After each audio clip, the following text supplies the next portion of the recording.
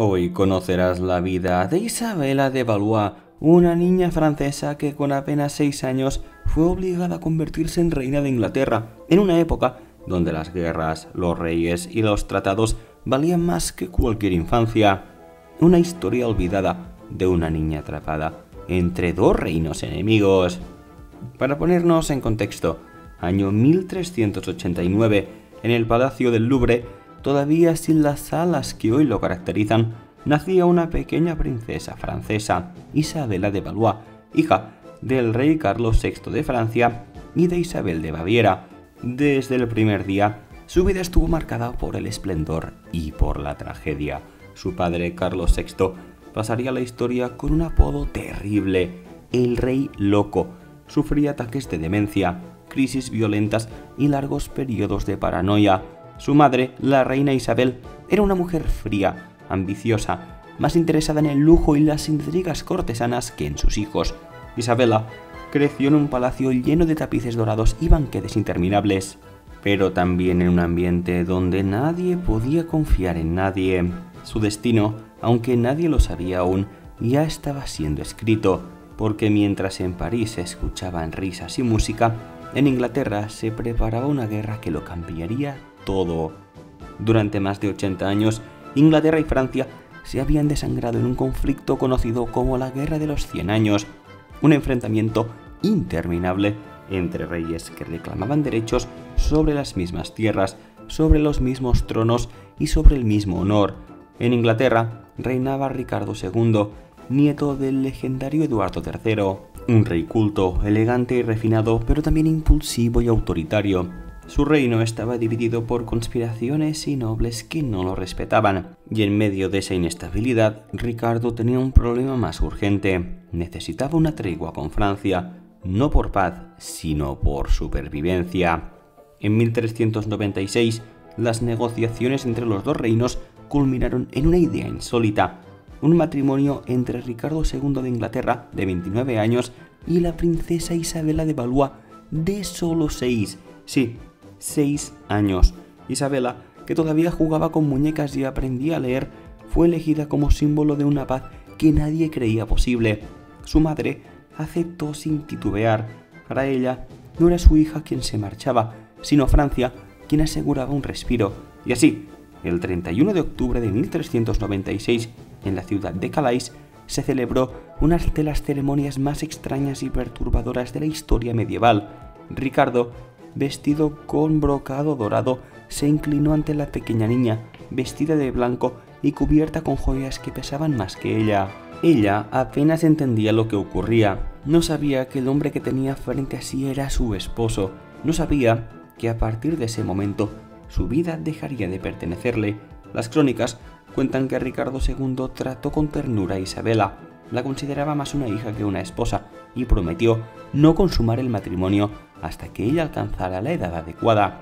Pero más allá de esa promesa, lo cierto es que la niña fue entregada a un país extranjero, rodeada de gente que no hablaba su lengua y de costumbres que no comprendía. Una niña convertida en reina, pero sin corona ni poder, solo una marioneta del destino. Cuando Isabela llegó a Londres, todo era intimidante. El viaje por mar fue largo y aterrador, y al llegar, las campanas repicaban mientras miles de personas se agolpaban para ver a la pequeña reina. Inglaterra entera quería ver a la niña francesa que decían traería la paz. Fue recibida con pompa, pero en el fondo muchos la despreciaban. Para los ingleses más nacionalistas, esa niña era el recordatorio de una humillación, un tratado que obligaba a Inglaterra a renunciar a sus conquistas en Francia. En la corte, Isabela se convirtió en un símbolo.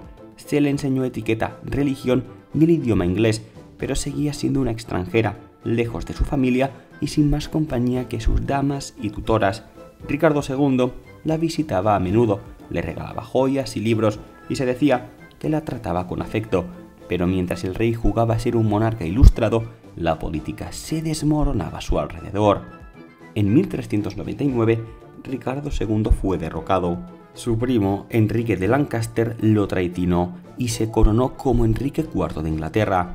El rey caído fue encarcelado y murió poco después en circunstancias misteriosas. Isabela, con apenas 9 años, pasó de ser reina a prisionera política. Enrique IV sabía que la niña podía ser una herramienta. Intentó obligarla a casarse con su hijo, el futuro Enrique V, para legitimar su nuevo trono. Pero Isabela, educada en el orgullo francés, se negó. Tenía apenas 10 años, pero su dignidad sorprendió a todos. Afirmó que solo tenía un esposo, Ricardo II, aunque ya estuviera muerto, y que jamás aceptaría casarse con el hijo del hombre que lo había derrocado. Su resistencia fue un escándalo. Enrique la mantuvo vigilada durante meses, hasta que la presión diplomática francesa lo obligó a devolverla a su país. En 1401, después de 5 años de cautiverio, Isabela regresó a Francia. Ya no era la niña inocente que había partido. Había vivido en una corte extranjera, había sido reina y viuda antes de cumplir los 11. El recibimiento en París fue solemne pero triste. Su madre, la reina Isabel de Baviera, apenas la abrazó. Francia estaba dividida por guerras internas y la joven princesa, que ya no era útil políticamente, volvió a quedar a un lado. Aún así, su belleza y educación llamaban la atención. Era culta, refinada y hablaba con la serenidad de quien ha conocido el poder y el dolor. 2 años después, su destino volvió a ser decidido por otros. En 1406, con solo 17 años, Isabela fue obligada a casarse otra vez, esta vez con Carlos de Orleans, primo suyo y heredero de una de las casas más poderosas de Francia. Fue un matrimonio político, pero al menos esta vez el amor encontró un pequeño espacio. Carlos era joven, amable y poeta. Por primera vez, Isabela pudo sentirse feliz. Tuvo una hija y parecía que la vida le concedía un descanso tras tanta tragedia. Pero el destino, siempre cruel con los Valois, tenía otros planes. 2 años después, en 1409, Isabela de Valois murió repentinamente a los 19 años de edad. Algunos historiadores hablan de una enfermedad, otros de complicaciones en el parto, y aunque su muerte pasó casi desapercibida en las crónicas oficiales, para quienes la conocieron fue como apagar una llama antes de que pudiera brillar.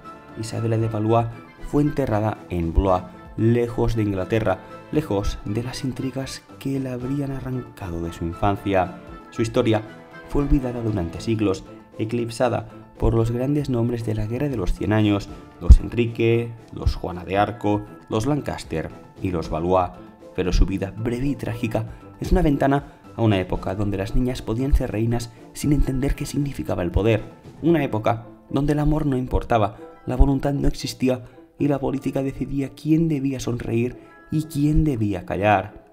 Hoy, cuando visitamos las ruinas de los castillos donde vivió Isabela, cuesta imaginar a aquella niña de 6 años caminando con su vestido que le arrastraba por el suelo, rodeada de cortesanos que la llamaban su majestad. En el retrato que aún se conserva de ella, de mirada dulce y gesto melancólico, parece que el tiempo se detuvo. Una niña atrapada entre 2 mundos, el de los juegos que no pudo jugar y el del poder que nunca pidió. Algunos historiadores dicen que en sus últimos años Isabela soñaba con volver a Inglaterra, no por nostalgia del trono, sino porque parte de su corazón había quedado allí, en ese país frío, donde había aprendido que los cuentos de princesas no siempre terminan bien. La historia de Isabela de Valois no es solo la de una niña convertida en reina, es la historia de cómo la política puede devorar la inocencia, de cómo los tratados de paz pueden costar vidas humanas y de una niña sin voz, sin poder, fue usada como símbolo de la diplomacia más cruel, pero también es la historia de una dignidad silenciosa, porque a pesar de todo, Isabela nunca se rindió, rechazó a quien intentó someterla, mantuvo su palabra y su honor, y murió siendo fiel a sí misma. Y quizá, en eso, fue más reina de lo que muchos reyes jamás llegaron a ser. Si te ha intrigado esta historia, déjame tu comentario, dale un buen like y suscríbete al canal para seguir descubriendo vidas que en el tiempo intentó borrar, pero que nosotros revivimos aquí, una a una. Nos vemos en la próxima historia.